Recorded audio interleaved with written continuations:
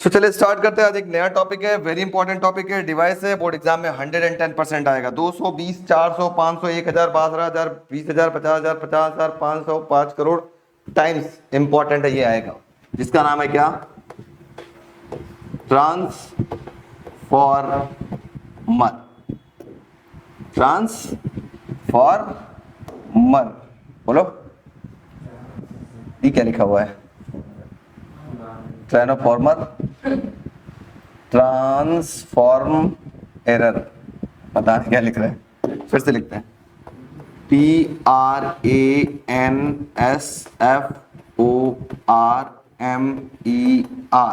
क्या अब ट्रांसफॉर्मर ये लिख देगा सही सही? क्या लगता है आपको? सही लिख दिया क्या? ट्रांसफॉर्मर, वेरी गुड, शाबाश।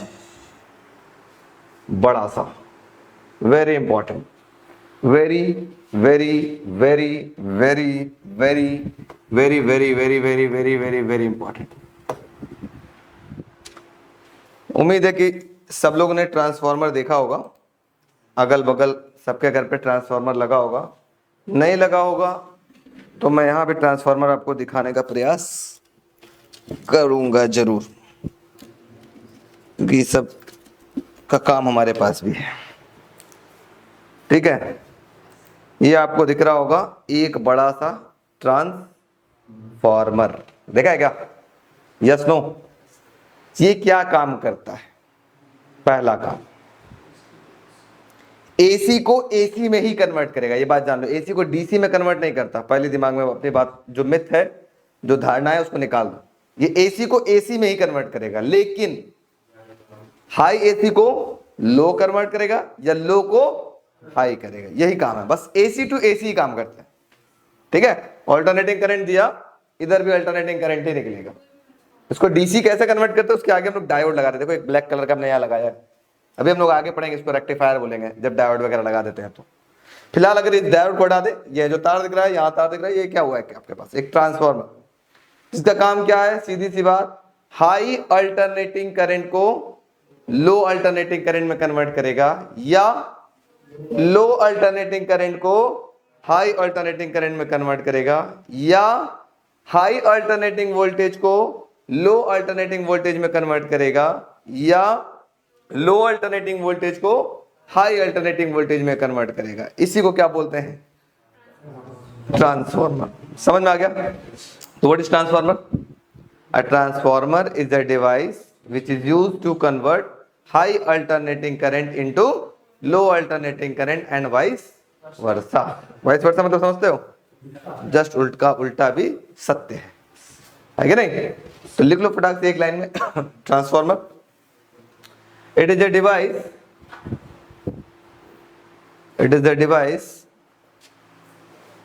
which is used to convert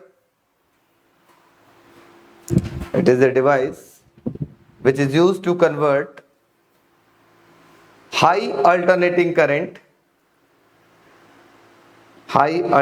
into low alternating current and vice versa। high alternating current into low alternating current and vice versa, or high alternating voltage into low alternating voltage and vice versa। high alternating voltage into low alternating voltage and vice versa। समझ में आया? Yes no? छोड़ो, खैर। तो ये समझ में आ गया? अब देखो, अब समझिएगा इसका प्रिंसिपल का स्पेलिंग क्या होगा? PRINCIPLE। PAL मत लिख दीजिएगा, PAL का मतलब होता है प्रधानाध्यापक,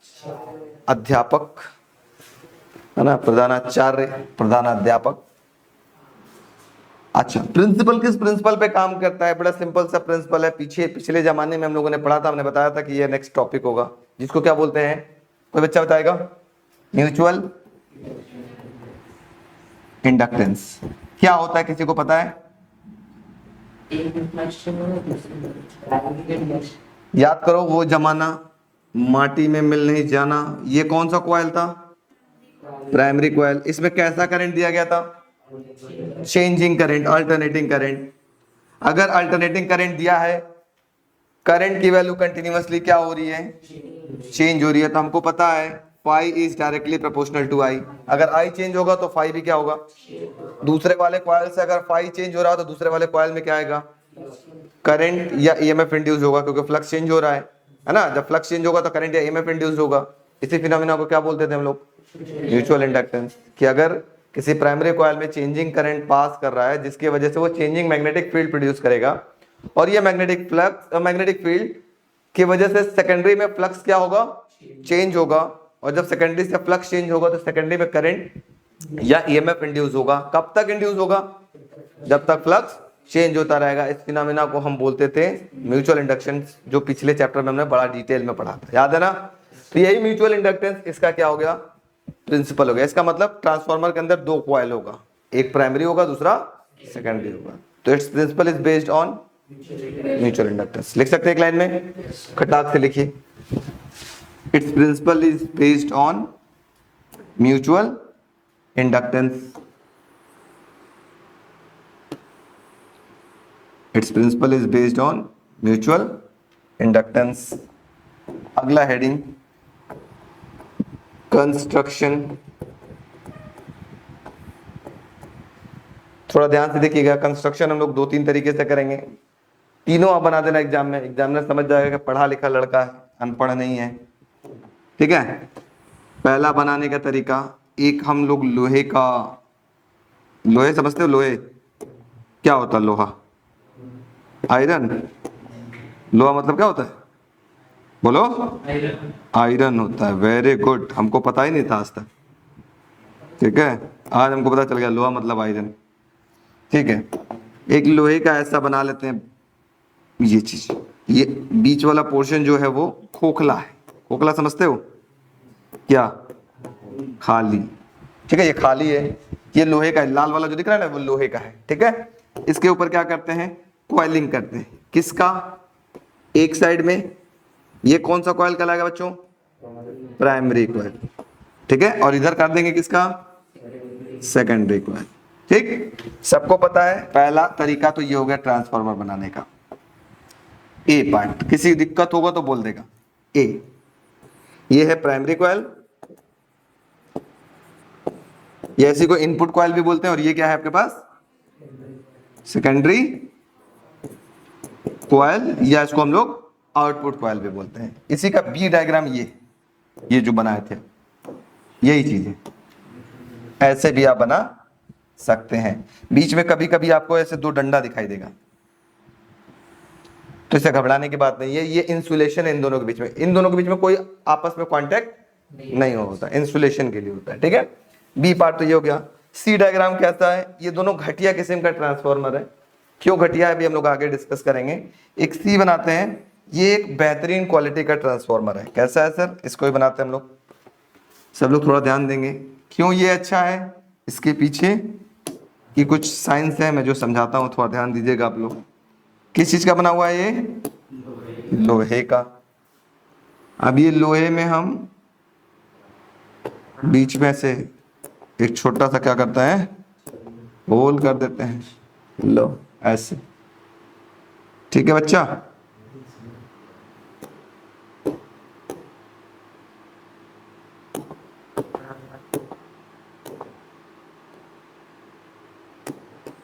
ऐसे मैंने क्या किया, एक होल कर दिया, ठीक। अब कहाँ कॉइलिंग करेंगे? अब करेंगे सबसे पहले यहां पर हो गया आपके पास ये कौन सी कॉइल, जल्दी बताएं आप लोग?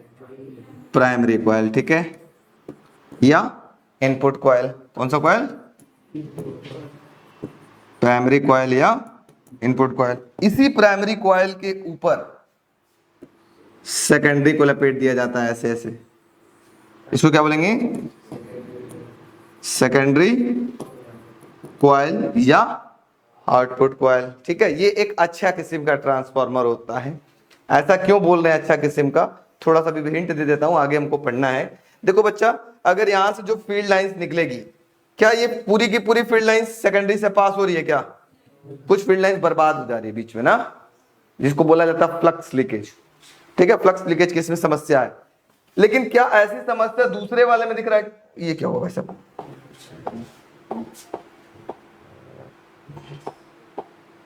क्या ऐसी समस्या दूसरे वाले में होगी क्या? अगर बताओ, इससे ये जो प्राइमरी है, इससे जो फील्ड लाइंस निकली, क्या सेकेंडरी से पास हुई? क्या जितनी फील्ड लाइंस प्राइमरी से निकलेगी, सारी की सारी फील्ड लाइंस सेकेंडरी से पास होते हुए निकलेंगी? ऐसा होगा क्या? क्या यहाँ फ्लक्स लीकेज की कोई समस्या है? नहीं समस्या है। इन समस्या को दूर कर देता है इस टाइप के ट्रांसफार्मर। ठीक है सर, इस टाइप के ट्रांसफार्मर बनता कैसे है? ठीक है, ये आपके दिमाग में आता होगा। इसको पहले डायग्राम बनाइए, कंस्ट्रक्शन लिख करके, मैं दिखाता हूं बनता कैसे है, वो भी दिखाता हूं ओरिजिनल ट्रांसफार्मर खोल करके। देखो ट्रांसफार्मर ये जो बना हुआ है, ये बेहतरीन क्वालिटी का, कैसे बना हुआ है थोड़ा ध्यान से देखिएगा। देखेंगे, ये ई होता है, आई नहीं दिख रहा है मेरे पास, आई गायब हो गया है, तो बस ई से आपको समझाते हैं। ये एक ऐसा ई है, आपको ई दिख रहा है कुछ स्टेप्स है वीडियो वालों, आप ऐसे, ये देखो ई दिख रहा है, यहां पे भी ई दिख रहा है। ये दोनों ई को ऐसे लगाया जाता है, कुछ उस टाइप का शेप बन गया क्या? देखो तो, यस नो, और इसी पे कॉइलिंग होती है। वो बात समझ रहे हो? ऐसे लगाई जाती है, ऐसे ऐसे सीक्वेंस वाइज। ये दो अलग अलग ई है। होता क्या है, प्लास्टिक का एक ऐसा होता है होल टाइप का, एक तरफ से इस टाइप का ई प्लग कर दिया जाता है, और एक तरफ से इधर से ये वाला ई प्लग कर दिया जाता है। ऐसे थोड़ा ई बनाने हमको नहीं आता, बना लीजिएगा आप लोग। ऐसे ऐसे प्लग कर दिया जाता है, और इसे प्लास्टिक पे क्या किया जाता है? रैपिंग की जाती है, मतलब लपेटा जाता है कॉइलिंग। ठीक है, ये किस चीज का बना हुआ है? लोहे का, सॉफ्ट आयरन है ये। ठीक है, लोहे क्यों बनाया जाता है फिर मैं बताऊंगा आगे। क्लियर? सॉफ्ट आयरन, स्टील का नहीं डाला जाता, सॉफ्ट आयरन। ई ऐसे डाला जाता है, एक ई इधर से, एक ई इधर से, फिर इधर से, फिर इनके बीच में जो गैप होता है ना, उसमें आई भरा जाता है। आई का मतलब ऐसे, एक तो ई होगा, ऐसे बना होगा, देखो ध्यान से, एक ई होगा और एक आई होगा, ऐसे भरा जाता है, देखो ऐसे। क्योंकि जब आप इसको ऐसे इंसर्ट करोगे, थोड़ा ध्यान से देखो, अगर ये इंसर्ट करोगे तो यहां इतना गैप छूटेगा कि नहीं छूटेगा? देखो इधर छूटेगा ना, तो इतने में आई भरा जाता है। अब ये गैप को पूरा फिल टाइटली पैक कर दिया जाता है। कैसे पैक किया जाता है सर? ऐसे पैक किया जाता है। अगर इसको थोड़ा सा नजदीक से आगे देखो, छोटा भी ट्रांसफॉर्मर मेरे पास है, इसको नजदीक से आगे देखोगे तो यहाँ ई देखो लगा हुआ है, दिख रहा है? ऐसे प्लग किया गया, अंदर घुसा हुआ है, दिख रहा है? इधर से भी ई प्लग किया गया, ऊपर से भी देखो, और बचे हुए जगह पे क्या प्लग किया गया है? बीच बीच में यहां से देखो, तुमको आई नजर आएगा, पतले पतले पतले पतले आई नजर आएगा। ई और आई बना करके पैक कर दिया जाता है इसको। ठीक है, तो क्वेश्चन ये दिमाग में आता है ना कि सर ये पतला पतला शीट क्यों लगाया गया? अभी बताएंगे एनर्जी लॉस में, बहुत इंपॉर्टेंट है, एग्जाम में आता है। पतला पतला शीट क्यों लगाई गई? एक ही मोटा सा लोहा का रॉड लगा दिया जाता, इतना तामझाम करने की जरूरत क्या है? तो है जरूरत, क्या जरूरत है अभी हम लोग आगे बात करेंगे। फिलहाल तो आपको कंस्ट्रक्शन समझ में आ गया होगा, कैसा होता है ट्रांसफार्मर, क्लियर हो गया? आपको अगर घर पे ट्रांसफार्मर बनाना है तो आप बना सकते हो। बनाना चाहते हो तो आप क्या करो, लोहे का एक सरिया ले लो, लोहे का रॉड ले लो, उसके ऊपर क्या करो, 500 टन पतला सा दम बाल जैसा तार आता है, उसको 500 टन लपेट दो ऐसे, है ना, उसको चिपका दो, एक लकड़ी पे चिपका दो। दूसरा एक और लोहे का सरिया ले लो, ठीक है, इसके ऊपर 200 टन थोड़ा उससे मोटा वायर चिपका दो, इसको ले जाओ एसी में प्लग कर दो। तो नजदीक होना चाहिए, नहीं कि बहुत दूर नहीं होना चाहिए, सटा भी नहीं होना चाहिए, नजदीक होना चाहिए ऐसे। तो यहां क्या पाओगे, यहां पे आपके पास आउटपुट में करंट आएगा बिना किसी कॉन्टेक्ट के। क्यों हो रहा है? सीधी सी बात, इनपुट में आपने कैसा करंट दिया? Alternating current. ऑल्टरनेटिंग करंट का मतलब करंट की वैल्यू कंटिन्यूअसली क्या हो रही है?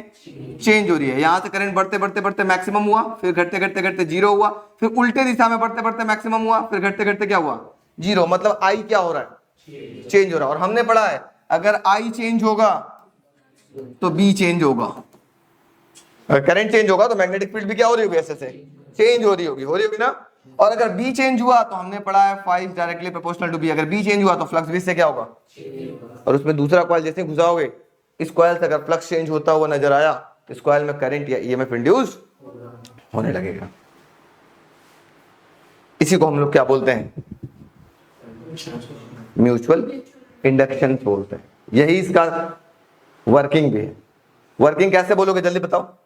कि जब चेंजिंग करंट पास किया जा रहा है किसमें, प्राइमरी कॉइल में, जिसके वजह से मैग्नेटिक फील्ड क्या हो रहा है, चेंज हो रहा है, और ये मैग्नेटिक फील्ड चेंज होने की वजह से फ्लक्स चेंज हो रहा है किसमें, सेकेंडरी से फ्लक्स चेंज हो रहा है, जिसकी वजह से सेकेंडरी में ईएमएफ या करंट इंड्यूस्ड हो रहा है जब तक कि फ्लक्स चेंज होता रहता है। इसी फिनोमेना को हम क्या बोलते हैं, म्यूचुअल इंडक्टेंस, या यही इसका क्या कहलाएगा, working.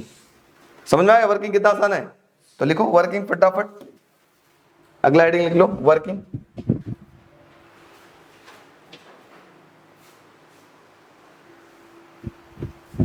When a changing current bracket में लिखिएगा अल्टरनेटिंग करंट, ब्रैकेट में लिखिएगा alternating current. When a changing current is passed through primary coil, bracket में लिखिएगा इनपुट कॉइल, ब्रैकेट बंद। When a changing current is passed through primary coil, bracket में input coil, bracket बंद, then it produces changing magnetic field, then it produces changing magnetic field,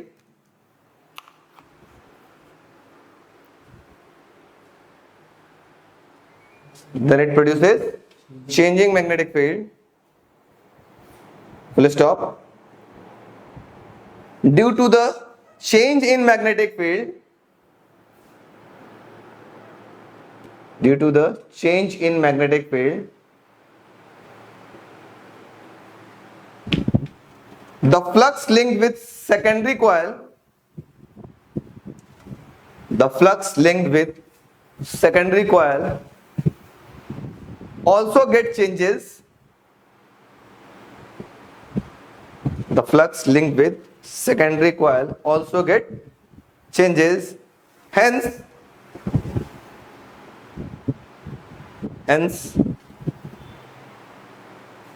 alternating current or alternating voltage, hence alternating current or alternating voltage is induced in the secondary coil, is induced in the secondary coil।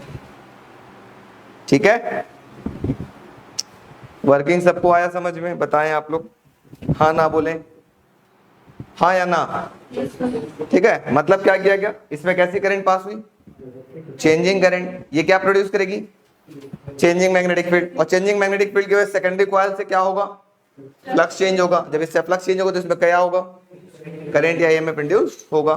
ठीक है, अच्छा यहां तक किसी को दिक्कत? No sir. अब बात करते हैं इसका थ्योरी।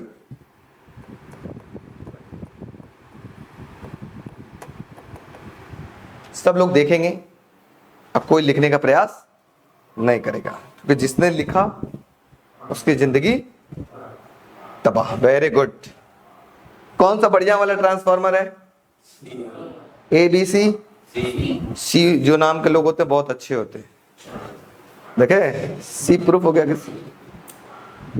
आओ अब थोड़ा ध्यान देते हैं, कहानी समझिएगा, बहुत अच्छे से समझिएगा, नहीं समझ में आएगा तो भी समझिएगा। ये क्या था, इसका हम एक शॉर्टकट वाला फिगर बना देते हैं,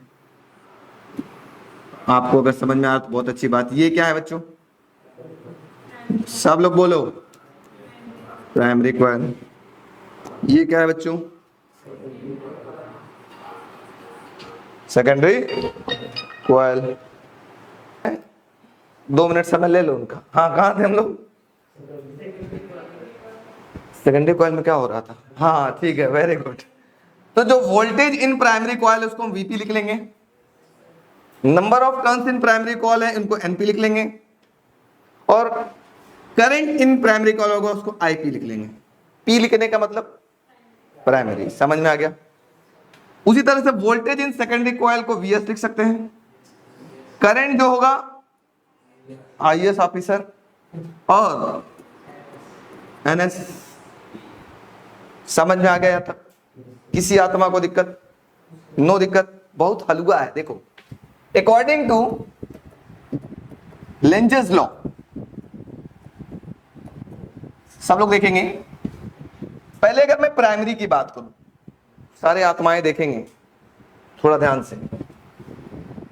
वोल्टेज इन प्राइमरी या ईएमएफ इन प्राइमरी जिसको आप बोलते हो, इक्वल टू फॉर्मूला क्या था? माइनस का number of turns in primary into d phi by d t. याद है क्या? Rate of change of magnetic flux is directly proportional to induced EMF. याद आ रहा है कुछ? अच्छा, अगर हम प्राइमरी की बात कर लिए, अच्छा इसमें लिख लिया जाए ऊपर किसके लिए बात कर रहे हैं, क्या लिख लिया जाएगा? For primary coil. किसके लिए बात कर रहे हैं? For primary coil. अब अगर हम बात करें फॉर सेकेंडरी कॉइल, आप बताओ फॉर्मूला क्या होगा? कोई बच्चा बताएगा? ईएस बोल लो या वीएस बोल लो, माइनस का NS D phi by d T. अब मुझे कोई एक बच्चा बताएगा कि मैं फाई को फाई वन फाई टू क्यों नहीं लिखा? क्योंकि हमें पता है कि इन दोनों में जो फ्लक्स निकल रहा है वो क्या है? कॉमन है।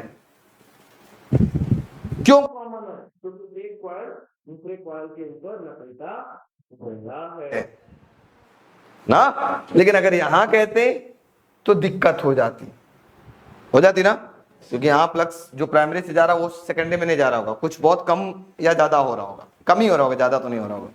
यहां पर जितना प्राइमरी से फील्ड लाइंस निकली उतना ही फ्लक्स सेकेंडरी से चेंज हुआ। यस या नो? इसी वजह से इन दोनों में पाई की वैल्यू हमने सेम रखा। क्लियर? अब क्या करते हैं हम लोग? दोनों तरफ डिवाइड करते हैं। डिवाइड करने आता है? बुझ जाओ सिम dividing equation 1 and 2 we get. कोई लिखेगा नहीं अभी? इधर क्या था? Vp is equal to minus का NP d phi by d t. याद आ रहा है किसी को? और इधर क्या था? Vs is equal to minus का NS d phi by d t. किसी आत्मा को दिक्कत तो बताओ? नो सर, ये से ये माइनस से माइनस कैंसिल। Vp अपॉन में Vs इक्वल टू क्या मिला? NP अपॉन में NS। इक्वेशन नंबर इसको हम लोग थर्ड बोल लेते हैं। कोई दिक्कत? No sir. फिर बात करते हैं for an ideal transformer. For an ideal transformer, ideal तो कुछ नहीं होता, आप लोग जानते हैं। आइडियल क्या होता है? जिसकी एफिशिएंसी 100% हो। जैसे जैसे चंदन सर बता रहे हैं वैसे वैसे आप हमको आकर के यहां बता दें। ऐसा कोई बच्चा है क्या? ऐसा कोई नहीं है, तो नो वन इज आइडियल, है कि नहीं? अगर ऐसे आइडियल होते तो हमको बड़ा अच्छा लगता। जैसे जैसे मैं पढ़ा रहा हूं वैसे वैसे अगर रोज हमको तुम पढ़ा देते, हमको वाह ये कहलाता आइडियल। तो आइडियल नहीं होता कुछ। लेकिन माना जाए कि अगर आइडियल ट्रांसफॉर्मर है तो जितना पावर प्राइमरी में होगा, power in primary is equal to किसके बराबर होगा? Power in secondary. ऐसा लेकिन होगा नहीं, वहां पे कुछ ना कुछ पावर हीट के फॉर्म में, साउंड के फॉर्म में, हमिंग के फॉर्म में बर्बाद हो जाता है, एनर्जी बर्बाद हो जाता है। तो आइडियल नहीं होता। लेकिन अगर है तो की बात करते हैं, तो पावर का फॉर्मूला क्या होता है बच्चों? जल्दी बताओ। P is equal to VI। Primary में बताओ VP IP लिख सकते हो क्या? सेकेंडरी का पावर कितना होता है बताओ? VS IS। कोई तकलीफ? इसको इसके नीचे लेते आओ। V के नीचे VS और यहां था IS और इधर भेज दो IP। इक्वेशन नंबर इसको बोल लो। किसी आत्मा को दिक्कत? नो। अब बात करते हैं from equation third and fourth. हमें मिला वी गेट। क्या मिला? थोड़ा सा ध्यान दो। ये VP अपॉन VS किसके बराबर है? किसके बराबर है? NP upon NS। और यही VP अपॉन VS किसके बराबर है? IS अपॉन IP के बराबर। तो इसको ऐसे लिख सकते हैं क्या? इसी रेशियो को हम बोलते हैं ट्रांसफॉर्मेशन रेशियो, क्या बोलते हैं, ट्रांसफॉर्मेशन रेशियो। ये फॉर्मूला डिसाइड करेगा कि हमें वोल्टेज बढ़ाना है कि वोल्टेज घटाना है। मतलब मुझे स्टेप अप ट्रांसफार्मर बनाना है तो ये बहुत इंपॉर्टेंट बनेगा, हमें स्टेप डाउन ट्रांसफार्मर बनाना है तो ये भी कुछ बताएगा थोड़ी देर बाद। ये बहुत इंपॉर्टेंट फॉर्मूला, समझ में आ गया कैसे आया? छापो छापा छपंती।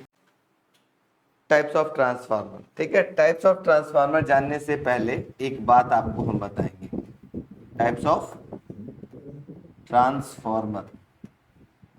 अब मैं आपसे एक क्वेश्चन बताऊंगा, थोड़ा ध्यान से सब लोग सीखेंगे। ईएमएफ का एक फॉर्मूला हमने बताया था एक जमाने में, अकॉर्डिंग टू लेंजला, माइनस का N d phi by d t. ठीक है बच्चों, अब थोड़ा ध्यान दो।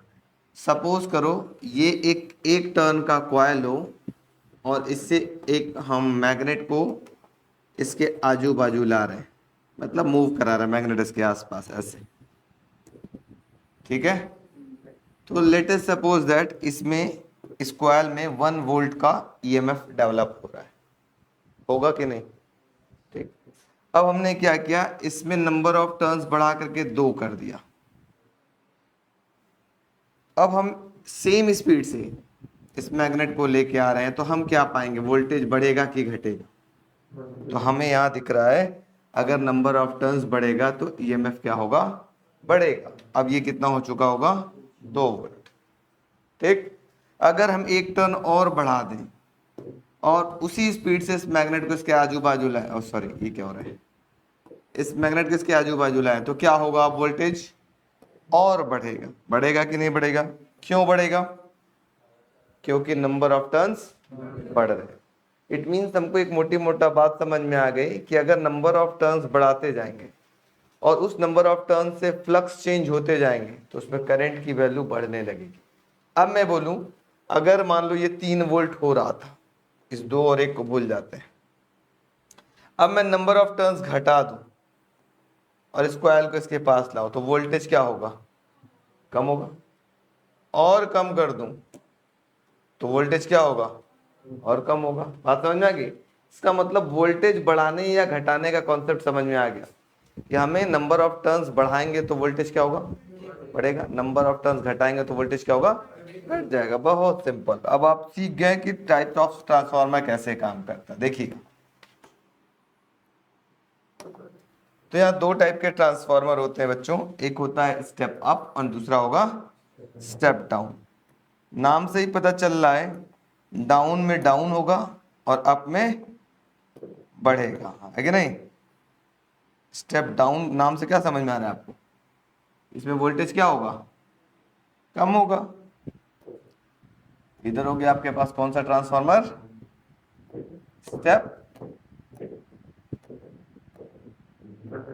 स्टेप अप ट्रांसफार्मर या स्टेप डाउन बोलो, स्टेप डाउन ट्रांसफार्मर।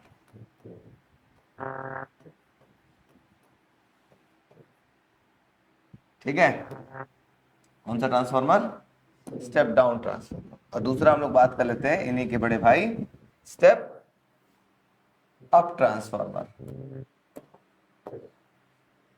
ये हो जाएगा स्टेप अप ट्रांसफार्मर।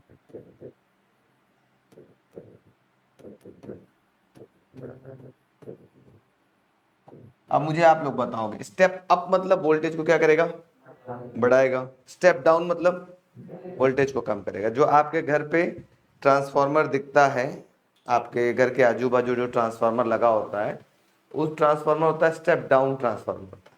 उसमें 3 तार आते हैं 11,000 वोल्ट के ना, कभी देखा होगा। ऐसा नहीं कि कटिया फंसाने के चक्कर में आप 11,000 वोल्ट पर कटिया फंसा दें तो फंसे रह जाएंगे आप भी और आपका घर भी, सारे पंखा बल्ब सब टपक करके नीचे चू जाएंगे, है ना, आम जैसे चूहेंगे सब। तो ऐसा काम नहीं करिएगा। उसमें 11,000 वोल्ट आता है, वो 11,000 वोल्ट को किस में कन्वर्ट करता है, 220 वोल्ट के सप्लाई में आपको कन्वर्ट करता है। 220 से 240 वोल्ट, 30 वोल्ट ऐसे आपके पास आता है। जैसे देखो वहाँ पे हमारे पास मीटर में आपको दिख रहा होगा अभी कितने वोल्ट आ रहे हैं, 254 वोल्ट। ये फ्लक्चुएट करता रहता है, ये नहीं कंसिस्टेंट नहीं रहता, फ्लक्चुएट करता रहता है। देखो नेक्स्ट टाइम कितना आएगा, 211 दिख रहा है। इसके अंदर फ्लक्चुएशंस होती रहती है, कंटिन्यूअस फ्लक्चुएशंस होती रहती है। 254 यहाँ देखोगे तो कुछ और दिखाई देगा, यहाँ भी एसी से आपका काम का 240 के आसपास, 41 के आसपास फ्लक्चुएशंस होते रहते हैं कंटिन्यूस।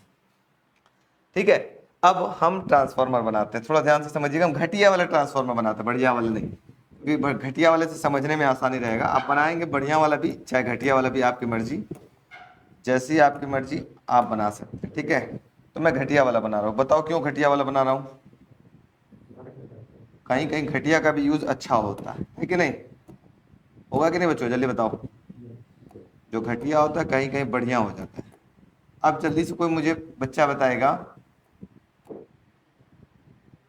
ये रेड वाला क्या था बच्चों? सॉफ्ट आयरन कोर ना, क्या था? Soft iron. अब मुझे क्या करना है? स्टेप डाउन करना है। डाउन मतलब आउटपुट में आपको वोल्टेज डाउन चाहिए, कम चाहिए। बात समझ में आ रही है ना? डाउन का मतलब क्या होगा? आउटपुट कॉइल से कम कैसा, मतलब आउटपुट कॉइल में वोल्टेज कैसा मिले? करंट नहीं, वोल्टेज। वोल्टेज कैसा मिले? कम मिले। तो क्या करना पड़ेगा? अगर कम मिले इसका मतलब इसकी नंबर ऑफ टर्न्स को क्या कर देंगे बच्चों, जल्दी बताओ? कम कर देंगे। किसकी अपेक्षा कम कर देंगे? प्राइमरी की अपेक्षा प्राइमरी में ज्यादा रहेगा। क्यों कम कर देंगे? अब समझ में आया कि नहीं? क्यों कम करेंगे आप बताओ? अभी हमने बताया थोड़ी देर, क्योंकि वोल्टेज कम करना है। तो यहां अगर नंबर ऑफ टर्न्स कम कर देंगे तो यहाँ आउटपुट कैसा मिलेगा? कम मिलेगा, है कि नहीं? अच्छा, एक चीज तो आपको यहां समझ में आ गई। यहां क्या कम किया आपने? किसकी नंबर ऑफ टर्न्स? ये था number of turns in primary और ये था number of turns in secondary. किसको कम किया? Very good. यहाँ number of turns in primary बड़ा है as compare to number of turns in secondary. किसी बच्चे को तकलीफ नहीं दे रहा हूं और आराम से समझाता हूं। ट्रांसफॉर्मेशन रेशियो सबको याद होगा, NP अपॉन में NS equal to VP upon में VS इक्वल टू, करंट उल्टा हो जाता है, याद है ना? IS अपॉन में IP। ठीक है, अब बहुत इजी लैंग्वेज में बताता हूं। ये बताओ बच्चों, इसमें कौन बड़ा था, NP की NS? NP मतलब P किधर है? ऊपर वाला। तो ऊपर वाला जो भी सब होंगे ना, सब क्या होंगे? सब ग्रेटर होंगे। नीचे वाले सब क्या होंगे? स्मॉलर। इसका मतलब step up, sorry step down transformer के अंदर और क्या बड़ा होगा? वोल्टेज इन प्राइमरी बड़ा होगा as compare to voltage in secondary. यहां वोल्टेज ज्यादा होगा, यहां पर वोल्टेज कैसा होगा? कम होगा। आउटपुट में वोल्टेज कम ही चाहिए था, लेकिन करंट क्या होगा? सेकेंडरी में ज्यादा होगा as compare to current in primary. नहीं समझ में आया? बहुत इजी था, समझ में आ गया ना? अच्छा, अब आगे चलते हम लोग स्टेप किसके तरफ? अप की तरफ। ठीक है, तो स्टेप अप की तरफ चलेंगे तो ये दोनों को हम करते हैं क्लोन, बुला लेते हैं यहाँ पर। ठीक, अप में क्या करना है बच्चों? अब आप मुझे बताओ, आउटपुट कहां होता है? सेकेंडरी में। तो अप में वोल्टेज बढ़ाना है घटाना है? तो क्या करना पड़ेगा? यहां पर नंबर ऑफ टर्न्स को हम क्या करें? बढ़ा दें। किसकी अपेक्षा? प्राइमरी की अपेक्षा। प्राइमरी में हमेशा एसी से दीजिएगा। ये हो गया NP, number of turns in primary, और यहाँ हो गया number of turns in secondary. कौन बड़ा है यहाँ पर, जल्दी बताओ? नंबर ऑफ टर्न्स किसकी बड़ी है? सेकेंडरी की बड़ी है as compare to primary. Transformation ratio याद रखिए, NP upon NS equal to VP upon VS equal to IS upon IP। Current उल्टा हो जाता है। अब किधर वाला पोर्शन बड़ा दिख रहा है बच्चों? नीचे वाले सारे पोर्शन क्या दिख रहे हैं? ग्रेटर। ऊपर सब क्या होंगे? स्मॉलर। तो जल्दी से बताओ अब क्या बड़ा होगा इसमें? सेकंड पॉइंट क्या बड़ा होगा, बोलो? वोल्टेज इन सेकेंडरी बड़ा होगा as compare to voltage in primary. Third point, current किसमें बड़ा होगा? करंट इन प्राइमरी बड़ा होगा as compare to current in secondary. बोलो टाइप्स ऑफ ट्रांसफार्मर समझ में आया कि नहीं? कितना घटिया था, और ये आपके पास 2 नंबर में आता है। ठीक है, नोट करो फटाफट। वीडियो लो बच्चों, सबको आ गया ना? बोलो लो बच्चों, आया? Yes no? सबको आ गया? जोर से बोलो। Very good. नेक्स्ट हेडिंग है हमारे पास energy loss in transformer. Energy loss in transformer. इस पे क्वेश्चन बोर्ड में 200% गारंटी के साथ आएगा। ट्रांसफार्मर या आएगा या एनर्जी लॉस आएगा या टाइप्स ऑफ ट्रांसफार्मर आएगा, लेकिन आएगा जरूर। 200 नहीं 2000% रख लो। तो इस ट्रांसफार्मर को भूलना मत, बहुत इंपॉर्टेंट है, पढ़ लेना अच्छे से सारा चीज। चलो देखते हैं एनर्जी लॉस इन ट्रांसफार्मर। इसमें पहला लॉस होता है, पहले समझिएगा उसके बाद लिखवाते हैं, ठीक है। इसको बोलते हैं कॉपर लॉस। क्या बोलते हैं? Copper loss. कॉपर लॉस में क्या होता है बच्चों, ट्रांसफार्मर के अंदर एक बहुत पतली वायर यूज होती है। कितनी पतली, मैं दिखाता हूं। इतनी पतली वायर यूज होती है, ऐसे ऐसे, ठीक। तो पतली वायर होने से क्या होगा, तो हम लोग जानते हैं अगर अगर मगर resistance is inversely proportional to area of cross section. अगर पतला वाला वायर है तो उसकी रेजिस्टेंस क्या होगी, बढ़ जाएगी, ज्यादा हो जाएगी। और अगर रेजिस्टेंस ज्यादा होगी तो H is equal to I square R T. अगर रेजिस्टेंस ज्यादा होगा तो हीट क्या होगा, हीट इंक्रीज करेगा और ट्रांसफार्मर जलने का चांस ज्यादा होता है। तो इस लॉस को दूर करने के लिए हमको क्या करना पड़ेगा, यह है लॉस। और इसका करेक्शन क्या है, हमको क्या करना पड़ेगा बच्चों, जल्दी बताइए। हमको कैसा वायर यूज करना पड़ेगा, मोटा वायर यूज करना पड़ेगा, thick wire in place of,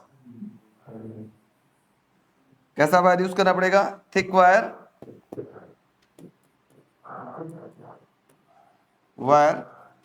in place of thin wire. इससे क्या होगा जल्दी आप बताओ, एरिया बढ़ गया, रेजिस्टेंस कम तो हीटिंग इफेक्ट भी क्या हो जाएगी, कम। इसको बोलते हैं कॉपर लॉस। समझ में आ गया?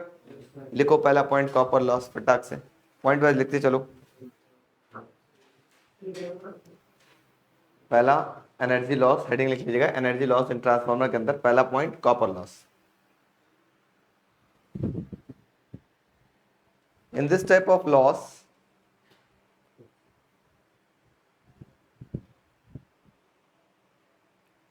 thin wire is used. In this type of loss, thin wire is used, due to which resistance of wire increases,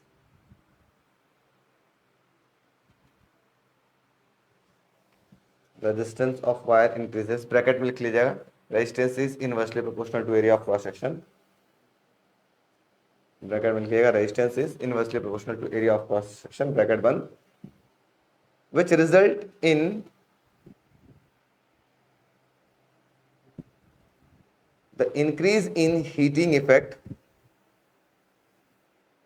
which result in the increase in heating effect, full stop, paragraph change. To correct this type of defect,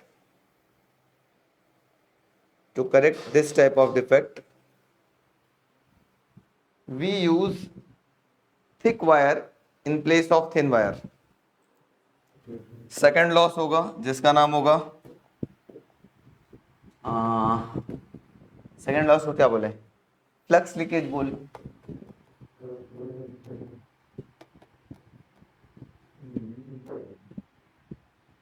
flux leakage क्या होगा, याद करो वो transformer घटिया वाला, याद आ रहा है घटिया वाला ट्रांसफार्मर। इसमें हम लोग प्राइमरी को और सेकेंडरी को सेपरेट लिम्स पे हम लोग ऐसे कनेक्ट करते थे, है ना, जिससे जो भी फील्ड लाइंस प्राइमरी से निकलती थी पूरी की पूरी फील्ड लाइंस सेकेंडरी से पास नहीं हो पाती थी, तो कुछ फ्लक्स का लीकेज होती थी, लॉस होती थी। तो उस लॉस को दूर करने के लिए हमने क्या किया था, इसका करेक्शन याद करिए। करेक्शन हमने क्या किया था, एक कॉइल के ऊपर दूसरे कॉइल को हमने लपेट दिया था ऐसे, याद आ रहा होगा, बढ़िया किससे मोला जो ट्रांसफार्मर बताया था, ऐसे। ये हो गया प्राइमरी और इसी के ऊपर किसको लपेट दिया गया, सेकेंडरी। जिसकी वजह से फ्लक्स लीकेज की समस्या दूर हो गई। याद आ रहा कुछ? तो लिखो फ्लक्स लीकेज। सेकंड लिखो flux leakage.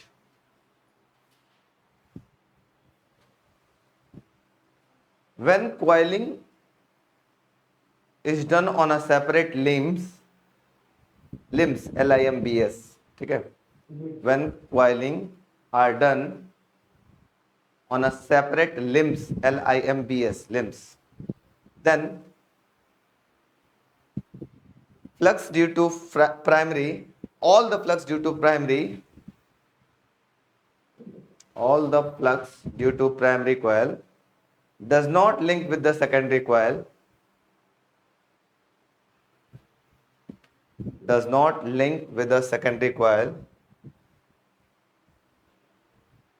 due to which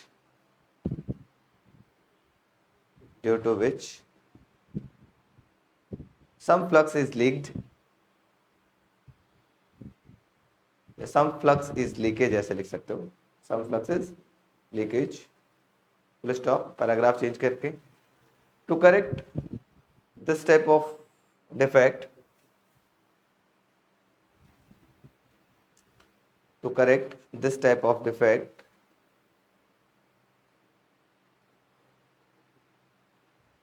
the coiling must be done one over the another. The coiling must be done one over the another. चाहो तो फिगर बना लो, फ्लक्स लीकेज वाला और उसका करेक्शन वाला। आइए, हो गया ना ये। अब इसके बाद थर्ड डिफेक्ट है, मतलब थर्ड एनर्जी लॉस पढ़ते हैं, जिसको बोला जाएगा third point, eddy current loss.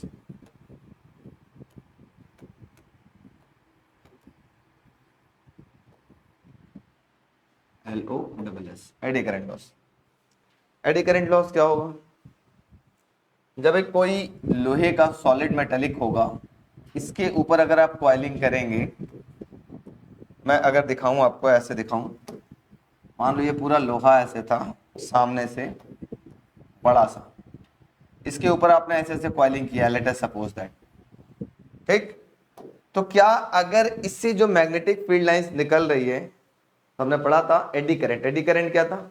जब किसी सॉलिड मास से मैग्नेटिक फ्लक्स चेंज करता है तो सॉलिड मास में क्या होता है? करंट या ईएमएफ इंड्यूस होता है, उसको बोलते थे एडी करंट। याद होगा ना, एक भंवर जैसा करंट बनता था ऐसे ऐसे, याद आ रहा कुछ? हाँ, तो उसको ईएमआई चैप्टर में हमने पढ़ा था, बताया था आपको, ठीक है? तो यहां पर इस लोहे में भी करंट बनने लगेगा। अब लोहे में भी करंट बनने लगा तो हमको पता है H is equal to I²RT। अगर करंट बना तो यहाँ लोहा है बहुत बड़ा, उसमें करंट भी बनेगा ज्यादा, करंट ज्यादा बनेगा तो हीटिंग इफेक्ट भी क्या होगा? ज्यादा होगा। तो हीट क्या करेगा? इंक्रीज करेगा, है ना? करेगा ना? तो इस टाइप को डिफेक्ट को दूर करने के लिए हम क्या करेंगे? जल्दी कोई बच्चा बताए। इस टाइप को डिफेक्ट करने के लिए शायद कल मैंने आपको दिखाया था कुछ इस टाइप का, हमने, याद आ रहा है कुछ ऐसा यूज किया था। क्यों किया था? क्योंकि ये थोड़ा पतला हो गया, नैरो हो गया, तो इसमें करंट कितनी सी बनेगी? थोड़ी सी। अब बताओ किस में करंट ज्यादा बनेगी, इसमें या इसमें? इसमें ज्यादा बनेगी भाई साहब, क्योंकि बहुत थिक है तो ज्यादा फ्लक्स लिंक होगा, ज्यादा फ्लक्स लिंक होगा तो ज्यादा करंट बनेगा।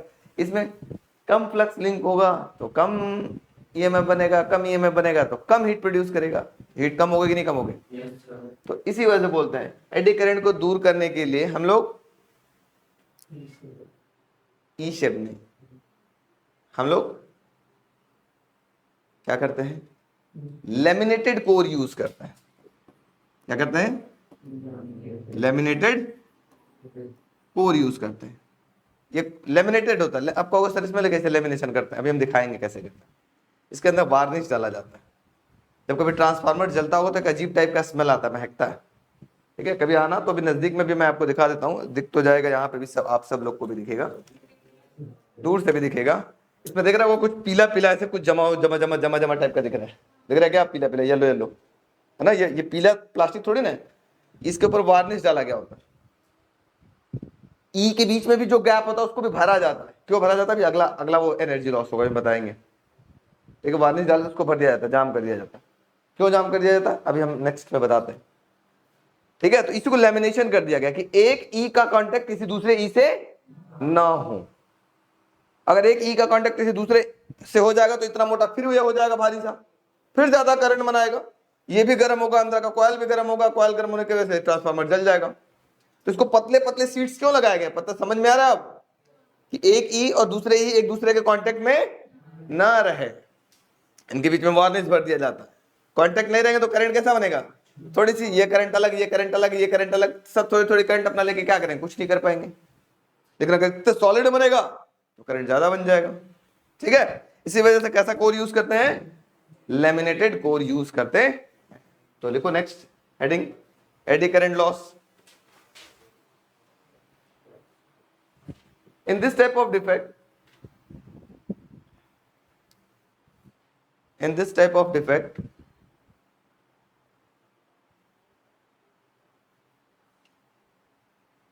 magnetic flux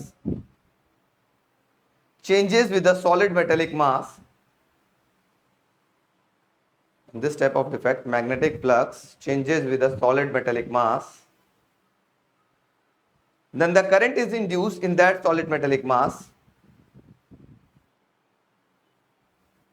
Then the current is induced in that solid metallic mass,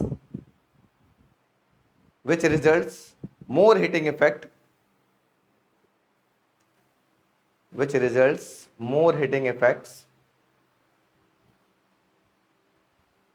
Paragraph change.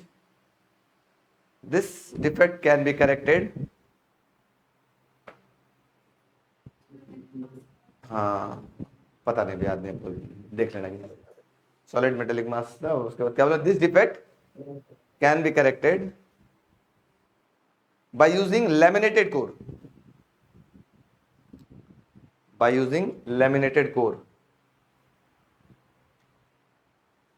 ठीक है।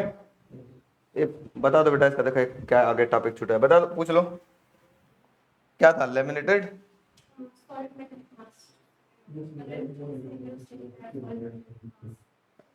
ये वो कॉपी दे दो, मैं कॉपी दे दो तो 2 मिनट देख लीजिए। नेक्स्ट एक लॉस है जिसको हम लोग बोलेंगे hysteresis loss.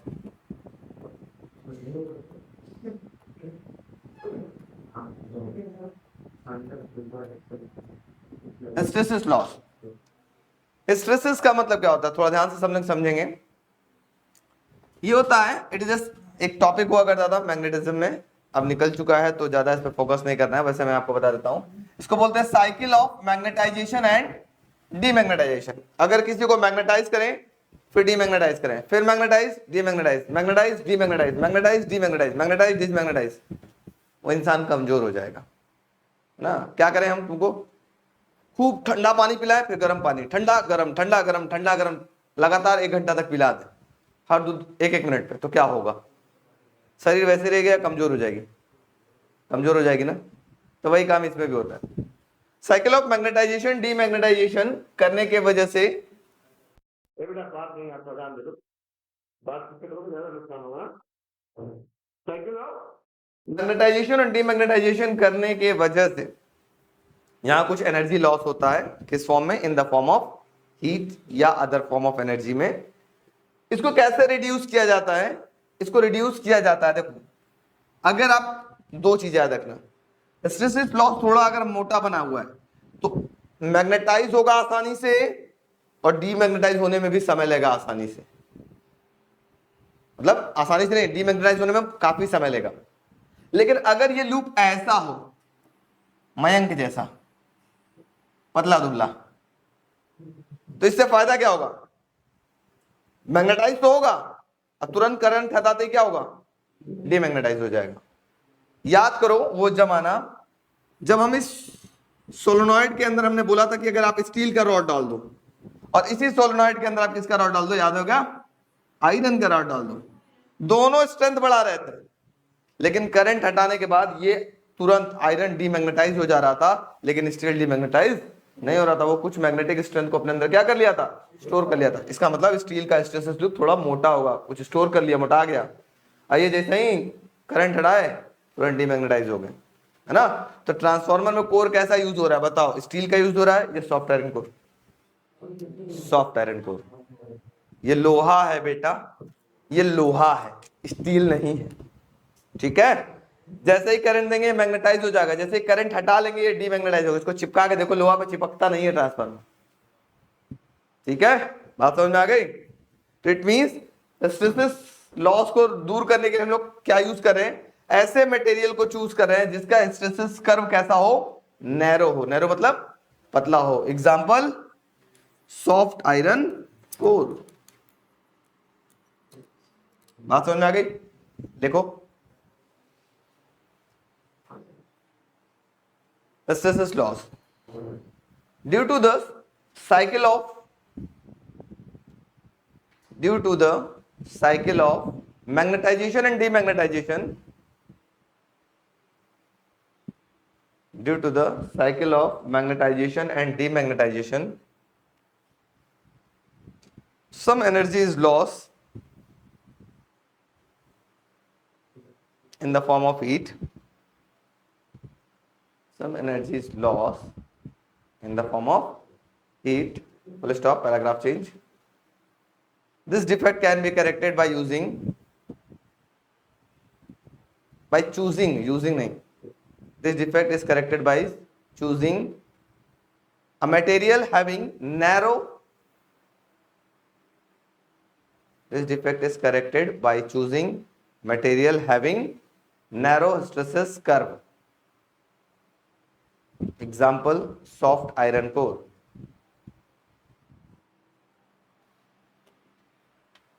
Example soft iron core. Next defect, इसको हम लोग बोलेंगे हमिंग। देखा गया कभी ट्रांसफार्मर के अगल बगल से गुजरा हुआ तो एक आवाज आता है, कैसे आता है, बोलो कैसे आता है, कहां से आता है जी, कौन सा ट्रांसफार्मर सुने हो, है? तो बचपन वाला ट्रांसफार्मर याद कर रहा है हम ऐसे आता ना, क्या कह रहा है। अच्छा ठीक है, सुनो, बस खत्म। तो हमिंग में क्या होता है, वाइब्रेशंस होती है, तभी तो हमिंग आ रही है। ये वाइब्रेशंस कैसी होती है बच्चों, अगर ये दो प्लेट्स के बीच में, देखो ये दो प्लेट्स के बीच में गैप्स हो जाए, गैप्स हो जाएगा तो होगा क्या, देखो अगर मान लो दो प्लेट्स ऐसे हैं इतनी दूरी पर, ऐसे ऐसे, ठीक है, तो होगा क्या, अगर आप एक कंप्लीट साइकिल में देखो तो एक बार करंट जीरो है तो ये दोनों आपस में इतने दूरी पर आएंगे। जब करंट मैक्सिमम हुआ तो हो सकता है वो चिपक जाए, फिर करंट नीचे आया तो दूर होंगे ना, फिर अपने जगह पे आ गया। फिर करंट उल्टे दिशा में हो तो आगे बढ़ेगा, पीछे वाले प्लेट से टकराएगा, टकराएगा ना। फिर करंट जीरो हुए तो फिर अपने जगह पे आया। तो ये क्या कर रहा है, बार बार, एक सेकंड में कितनी बार हो रहा है ये, 50 बार। क्यों क्यों क्यों 50 बार भाई, क्योंकि एसी की फ्रीक्वेंसी कितनी है, 50 हर्ट्ज। अब 50 बार ऐसे से वाइब्रेट करेगा तो कुछ साउंड प्रोड्यूस होगा, साउंड के साथ साथ हीट भी प्रोड्यूस होगा। आप ताली बजाते रहो 1 घंटा तक लगातार ऐसे ऐसे, तो आवाज तो आएगी, आवाज के साथ साथ हीट भी प्रोड्यूस होगी ना, और वहां पर एनर्जी लॉस होगा।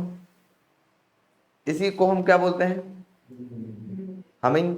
इसको दूर करने के लिए क्या किया जाता है, जल्दी बताओ। इसके बीच में अभी बताया था क्या डाला जाता है, वार्निश। वार्निश नहीं, होली में पोतने वाला वार्निश नहीं, वार्निश, ठीक है। या ट्रांसफार्मर ऑयल, बड़े बड़े ट्रांसफार्मर ऑयल डाले जाते हैं, इनकी एयर गैप्स क्या हो, बंद रहे, बंद रहेगा तो भाई साहब वाइब्रेट नहीं करेंगे, वाइब्रेट नहीं करेंगे तो आवाज नहीं आएगी, आवाज नहीं आएगी तो साउंड एनर्जी में कन्वर्ट नहीं होगा या हीट प्रोड्यूस नहीं होगा, है कि नहीं। तो दोनों एनर्जी से लॉस से बचा जा सकता है। तो लिखो humming. This defect is due to the air gaps This defect is due to the air gaps between the laminated core, which result in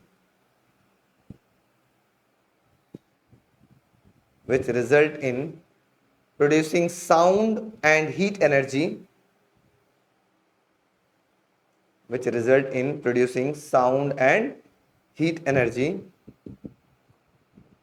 Full stop. Paragraph change. This defect is corrected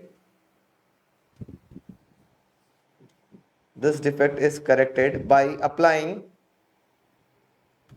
varnish or oil to fill the gap between laminated cores.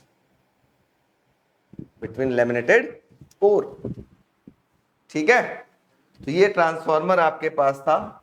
उम्मीद है कि इसको defect को कैसे आपने correct किया, जल्दी बताइए कैसे करेक्ट किया? बाय यूजिंग वार्निश और ऑयल। ठीक है, इसको करेक्ट कर लिया गया। ठीक है, तो ये ट्रांसफॉर्मर था और ये चैप्टर था। चैप्टर खत्म, ट्रांसफॉर्मर खत्म।